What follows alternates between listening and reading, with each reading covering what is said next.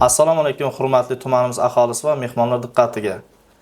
So'nggi vaqtlarda sodir bo'layotgan yong'inlar, aholining is gazi zaharlanishi, havo gaz aralashmasi chaqnashi kabi baxtsiz hodisalar fuqarolar tomonidan ijtimoiy tarmoqlarda keng muhokama qilinib, hukumat rahbariyatining haqli e'tirozlariga sabab bo'lmoqda.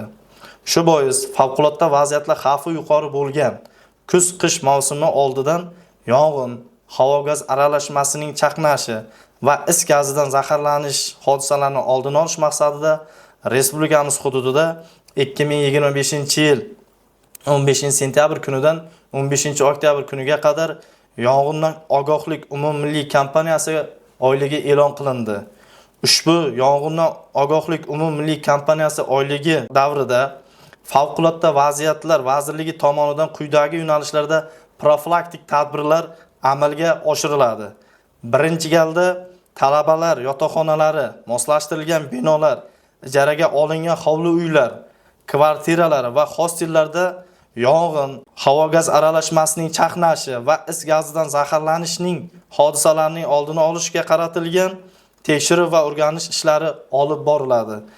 Har bir mahalladagi, yakka tartibdagi va ko'p kvartirali uylarda xonadonbo'y tartibda profilaktik ishlarni tashkil etiladi. Qarovchisi yo'q, yolg'iz yashovchi qariya va nogironlar, ruhiy kasalliklar dispanserlari ro'yxatda turuvchi va spirtli ichimliklarga ruju qo'ygan fuqarolar istiqomat qiladigan turar joylarga daxldor sohalar, ichki ishlar bo'limi, ijtimoiy himoya agentligi mahalla orqali aniqliklar kiritilib, ularni tekshirish, ya'ni isitish mavsumida foydalaniladigan isitish uskunalari, dudbronlari, maishiy gaz va elektr jihozlari tegishli tashkilotlarni jalb etgan holda ko'rikdan o'tkazish va kamchiliklarni bartaraf etish choralari ko'riladi va ushbu toifadagi fuqarolarga yong'inga qarshi yo'l yo'riq va tushuntirishlar beriladi.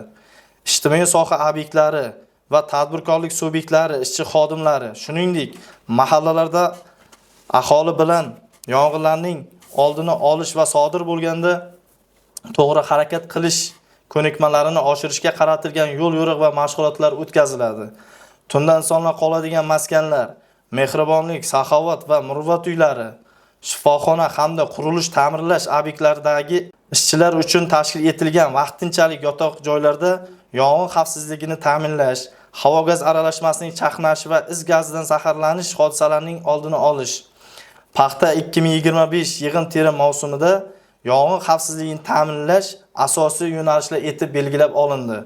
Ushbu tadbirlarga daxldor vazirlik va idoralar, pech va dudbronlarga xizmat ko'rsatuvchi ixtisoslashtirilgan tashkilotlar, jamoatchilik, mahalla yettiligi, mahalla faollari, boshqaruv servis kompaniyalari, aholining barcha qatlamlarini yong'inlar, havo gaz aralashmasining chaqnashi va is gazidan zaharlanish hodisalarining oldini olish ishlariga keng jalb etilishi tashkillashtiriladi.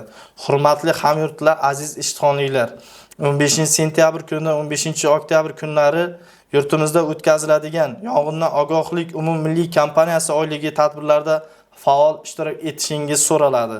Buning uchun siz eng avvalo o'zingiz yashayotgan uyingizda, mahallangizda, ishxonangizda, ko'cha-ko'yda va bozorlarda yong'in xavfsizlik qoidalariga bee'tibor bo'lmasligingiz so'raladi.